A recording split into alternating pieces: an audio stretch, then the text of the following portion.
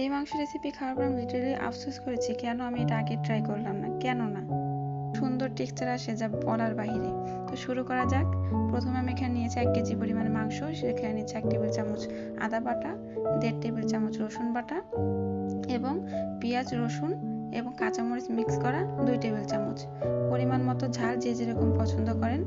পরিমাণ মতো হলুদের গুঁড়া, সাথে দিয়েছি জিরার গুঁড়া 1 চা চামচ।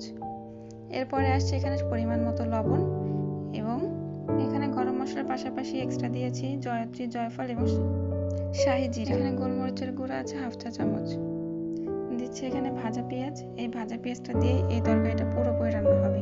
এবং লাস্টের যে জিনিসটা, এটা হচ্ছে মোস্ট ইম্পর্টেন্ট, সরিষার তেল। কেননা এখানে আমরা সয়াবিন তেলের পরিবর্তে সরিষার তেলটা ইউজ করেছি। আর মূলত এর বিশেষত্বটা সরিষার তেলের কারণেই এসেছে। তো এখানে আমি সুন্দর করে এটাকে ম্যারিনেট করে নিলাম। ম্যারিনেট করার পর কিছুক্ষণ রেখে দিলেও হবে, না রাখলেও হবে। আমি এখানে ইনস্ট্যান্টলি রান্না করে নিচ্ছি এবং হাত থেকে কিছুটা পানি দিয়ে দিলাম, কেননা এখানে রান্নার সময় এক্সট্রা পানি বের হবে। রান্নাটা প্রথমে হাই ফ্লেমে এবং শেষের দিকে প্রায় 40 মিনিটের মতো আমি লো ফ্লেমে রান্না করেছি, যে কারণে ঠিক এইভাবে নরম একটা টেক্সচার এসেছে।